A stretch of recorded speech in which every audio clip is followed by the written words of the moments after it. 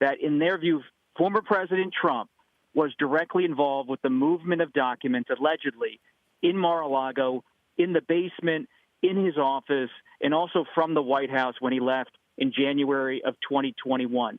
All of the sources I have who are close to witnesses and lawyers who have been part of this federal grand jury say that Jack Smith is working with utter seriousness in this entire process. No public statements. He's saying nothing to the press.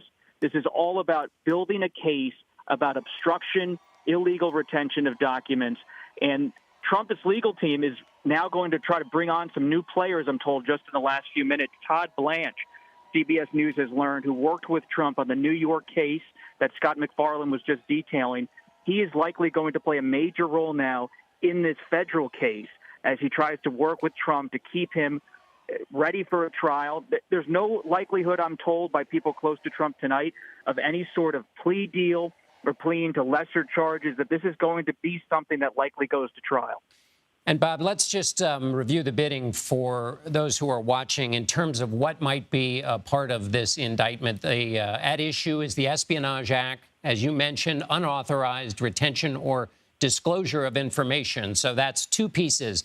Retention means having the documents at all, and then disclosure of information means perhaps talking about it or handing it around to other people. The other possible charge is whether there was any theft or destruction of government documents, and then obstruction, as you mentioned it, also potentially a part of this indictment.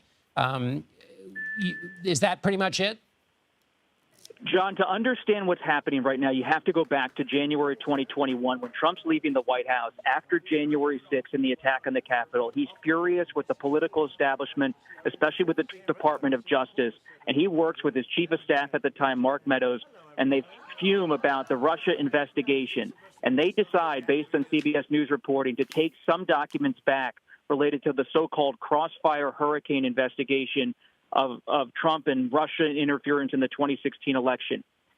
Trump brings some of these documents back to Mar-a-Lago. What has been investigated by the special counsel is whether Trump had criminal intent to take documents that were not his and bring them back to his property in Florida. Now, Trump sources say they are going to argue in federal court that Trump had the right to take these documents back because of so-called executive privilege. And they believe this could be adjudicated all the way to the Supreme Court.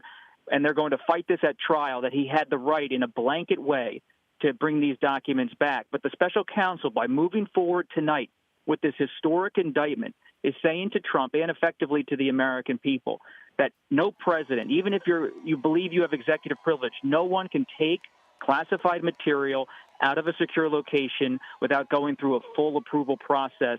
And if you try to obstruct the federal government, whether it's the National Archives or the FBI, from securing that material, which could include sources and methods about highly sensitive operations abroad, whether it's about Iran or China or U.S. allies, if you have that in your possession and you hold on to it, that's a potential criminal intent to commit a crime, to obstruct an investigation and obstruct the government from securing really sensitive stuff.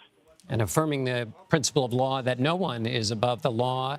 CBS News is reporting that there is a multi-count indictment involving the retention of national defense information and obstruction, as you were just discussing, and confirming that court date that the former president has announced on social media, that court date on Tuesday. Bob, you mentioned the term war that you're reporting was coming from inside the camp of the former president.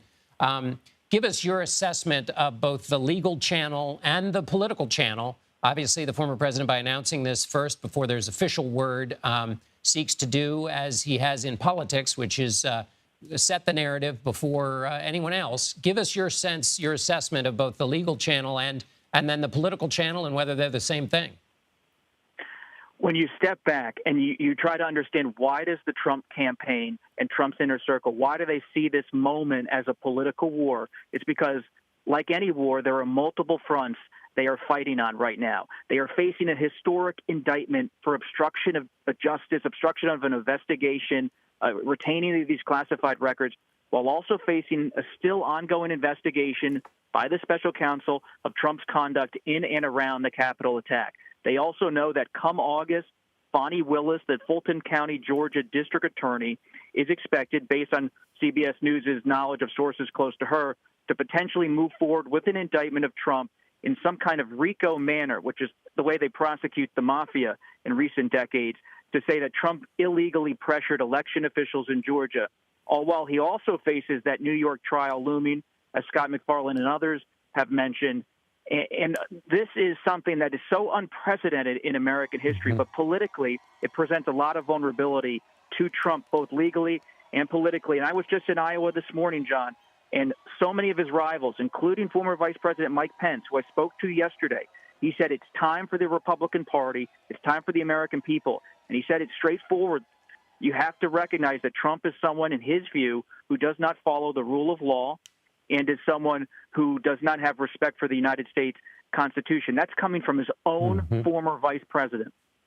Extraordinary. CBS News chief election and campaign correspondent Robert Costa. Thank you, Bob.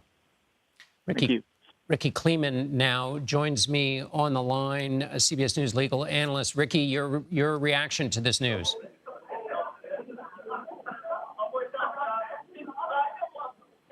Ricky, Ricky? John, hi, I'm here. Can you hear me? I can hear you, Ricky. Your reaction to the news of this indictment? Well, I think that the indictment was expected at this point in time. It was clear that President Trump has been a target of this particular probe about the Mar-a-Lago documents since day one. He was obviously the one person that the government was looking at.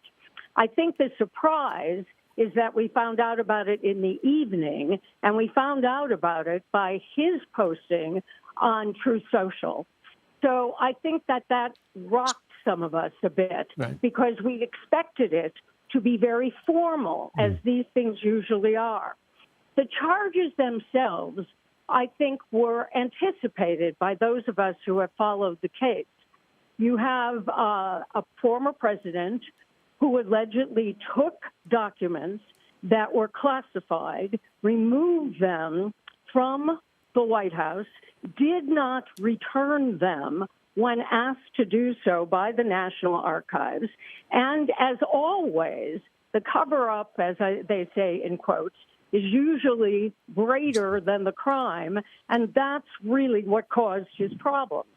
We know that there have been classified documents.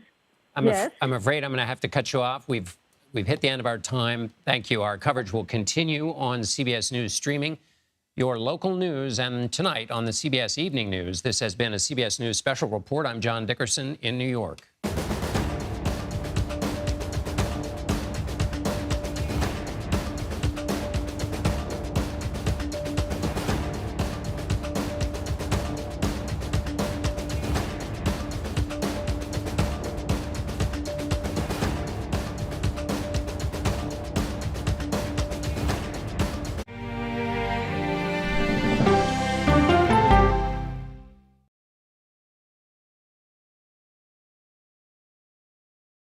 It's a history-making meeting. 4 extraordinary women who are all 4-star generals and admirals. How did you deal with being discriminated against? I just worked harder. The future of an ever-evolving U.S. military when we go person to person. Stories start with the who, what, when, and where. CBS News has been following this story. Camilla, why is the government relying on these devices to track migrants? But it's why it's important to you that matters most. Doctor, why are federal health advisors focusing on this specific pill for contraception? And knowing what to ask is how you open the door to a deeper understanding. I'm John Dickerson. See you on Prime Time, streaming free everywhere. Stories that inform. You can be really old at 60, and you can be really young at 85. Inspire. How do we unlock the power within ourselves to be who we want to be? And brighten your day. The best part of fame is making people feel good. Always send the people home happy. Make every day a little more like Sunday morning. Here comes the sun. Stream now on the free CBS News app. an original documentary from CBS Reports. He started out as a fun-loving party boy, but the alcohol got the better of him. What I envisioned was him being in some sort of medical facility. I just thought, what a great candidate for them to learn about the results of alcoholism and what it does to a body. But his body was sold to the military, specifically used as a crash test dummy in a simulated Humvee explosion. I was devastated. I had the box. I don't know if they were his ashes or not. I just held it as tight as I could, and I just told him how sorry I was. Body Brokers, now streaming on the free CBS News app. Hey there, welcome to The Uplift. I look over at him and he's smiling. I'm going to remember that the rest of my life. It's really a miracle that he's with us today.